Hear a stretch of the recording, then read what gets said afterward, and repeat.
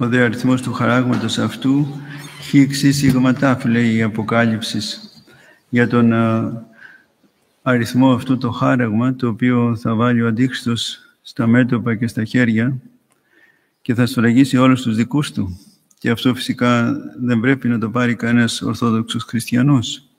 Αλλά υπάρχουν και αυτά τα προσφραγίσματα, τα προετοιμαστικά, όπως όλα αυτά τα συστήματα τα ηλεκτρονικά με τις κάρτες, τα οποία προετοιμάζουν.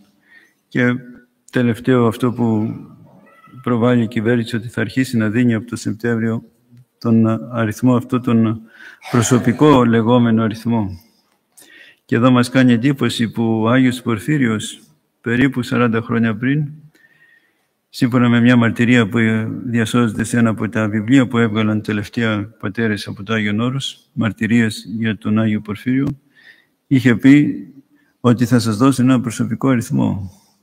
Και ο Άγιος Παΐσιος επίσης είχε πει ότι αυτή η κάρτα που θα τα έχει όλα δεν πρέπει να την πάρετε. Και αυτός ο αριθμός συνδέει όλα τα αρχεία σε ένα, και το αφημί και το άμκα και όλα αυτά.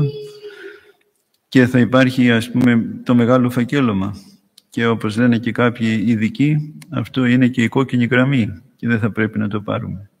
Αν μη τι άλλο, δεν πρέπει κανείς να βιαστεί, γιατί θα πρέπει να εξετάσει το πράγμα και αν μέσα αυτό έχει και τον επάρετο αριθμό, το σύμβολο του Αντιχρίστου, και είναι η ταυτότητά μας, όπως λέει ο Άγιος Παΐσιος, είναι μεγάλη πτώση να υπογράφεις κάτω από τον αριθμό του Αντιχρίστου και να ταυτίζεσαι, γιατί ταυτότητα αυτό είναι, ταυτίζεσαι, δεν είναι απλώς ένα 500 δραχμό, ας πούμε, όπως είχε το παλιό, το 500άρικο σύμβολα σατανικά επάνω, το οποίο όμως δεν ήταν η ταυτότητά μας, απλώς το χρησιμοποιούσαμε. Αλλά αυτό είναι η ταυτότητα. Οπότε δεν πρέπει κανείς να βιαστεί, να τρέξει να το πάρει και ούτε να φοβάται, ούτε να πανικοβάλλεται, ούτε να, ας πούμε, είναι και κοιμισμένος με τα τσαρούχια, όπως έλεγε ο Άγιος Παΐσιος, να μην κοιμώστε με τα τσαρούχια. Ήδη έχουμε καταλάβει ότι δεν ζούμε μια, όπως τη λένε, δημοκρατία, αλλά ουσιαστικά μια δικτατορία.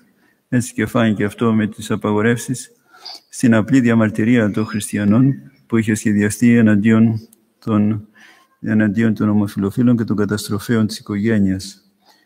Και αυτό δεν το επέτρεψαν. Αλλά τους άλλους βέβαια τους επέτρεψαν να εσχρολογούν και να βλασφημούν την Παναγία μας και τα όσια μας. Και όχι μόνο, έχουμε δει πάρα πολλά που αποδεικνύουν ότι ουσιαστικά η κυβέρνηση επιτίθεται στο λαό και όχι υπερασπίζεται το λαό.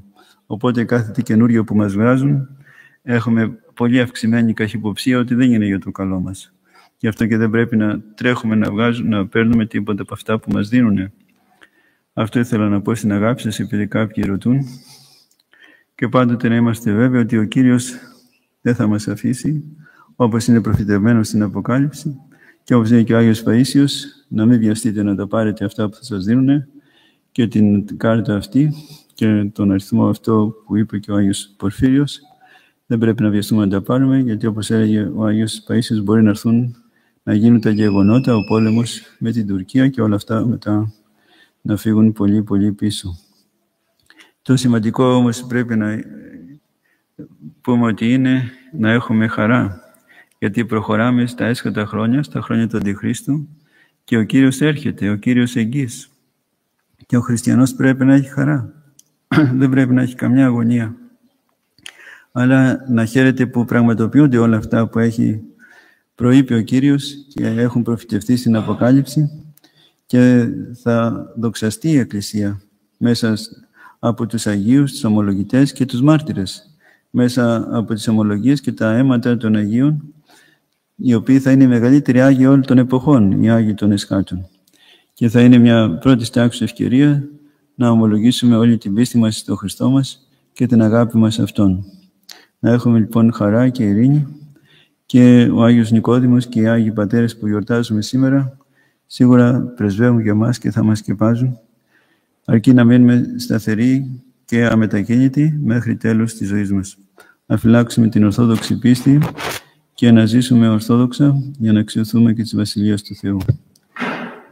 Το δε Θεό μου δόξα πάντοτε νη και αεί και σε αιώνας των αιώνων. Αμήν. διευχών των Αγίων Πατέρων ημών, Κύριε Ιησού Χριστέ, ο Θεός ημών, ελέησον και ζώσον ημάς. Αμήν. Η Αγία Τριάς διφλάξει πάντας ημάς.